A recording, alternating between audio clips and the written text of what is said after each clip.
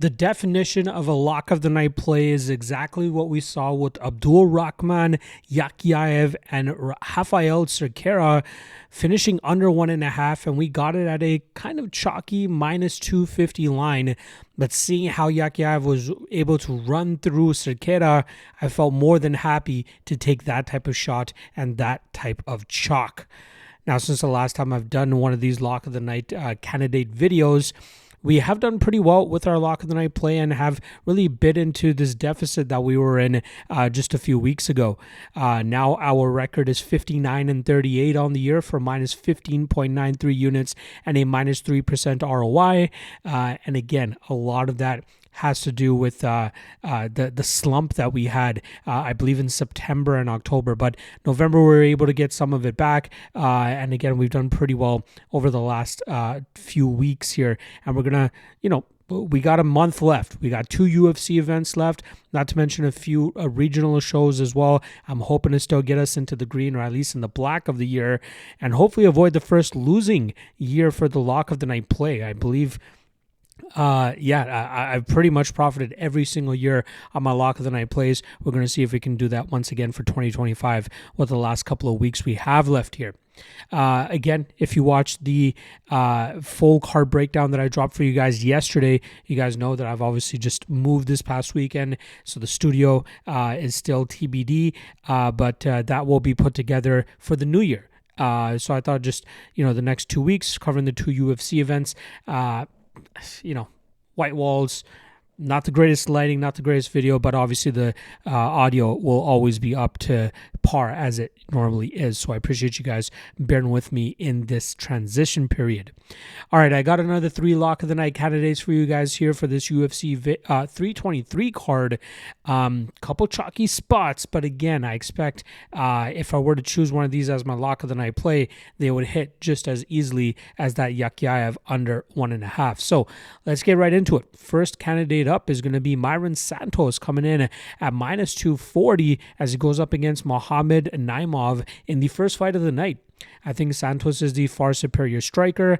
I know Naimov has some power in his hands, but I think Santos can really thwart most of that, counter him effectively, utilize his combinations and his leg kicking game, and then obviously lean on his takedown defense, because I'm sure at a certain point, Naimov is going to be looking to take this fight to the ground, but I think he will struggle to do so, which should allow Santos to dictate the pace of this fight and maybe even find a finish within the second or third round. But regardless, I would trust him enough to potentially be a lock of the night candidate for us.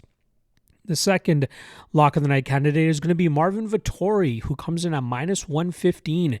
Now, I feel like we're getting a pretty good buy low spot here, even though he is 1-4 in his last 5 fights, and Bruno Ferreira is actually 4-1 in his last 5 fights. But this is a pretty big step up in competition for Ferreira, especially a guy that has only won by finish. He's going up against a guy that's never been finished.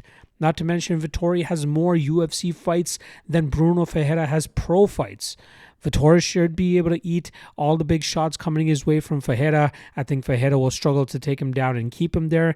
And then I think Vettori will start to utilize his bullying tactics to really wear Ferreira down, clinch him up against the cage, and just out-damage him and cruise in deep water, eventually leading to a decision victory. But I think at minus 115, given the matchup, he is worthy of potentially being a lock of the night candidate for us. The third and final lock of the night candidate is going to be the chalkiest of them, but it is very hard to overlook a Terrence McKinney under 1.5 when you get the opportunity. This is a guy that has one of the most reliable, violent spots in the UFC. Just take these numbers into consideration here. 20 of his 24 pro fights have finished inside round 1, with 23 of his 24 fights finishing under 1.5 rounds. All 11 of his UFC fights have finished under 1.5, with only 2 of those fights entering the second round, but still finishing under 1.5 rounds. Obviously, it takes two to tango for this type of spot to hit, but I think Duncan is more than willing to oblige. Either he's going to get finished within the first 2 minutes, or he is able to take advantage of a depleted Terrence McKinney, who does a horrible job in terms of managing his gas tank, but it's a double-edged sword. He comes out like a bat out of hell, and that usually helps him get that early finish, or he ends up gassing out and his opponent can put their foot on the gas and get him out of there. No matter who ends up winning, I expect this under 1.5 to hit with relative ease, and I would consider it as a potential lock of the night play at minus 350. Again, it's been a 100% hit rate for Terrence McKinney under 1.5 fights, or under 1.5 rounds in the UFC thus far. And given the other numbers I gave you guys, there's more than enough value even at minus 350. All right, only one of these will be the official lock of the night play for UFC 323. I've already posted on the MMA LOTN Patreon page, so you guys can check that out if you like. Otherwise, take a guess in the comment section below. Let me know what you would make your UFC 323 lock of the night, and we'll see how it ends up faring come Saturday night.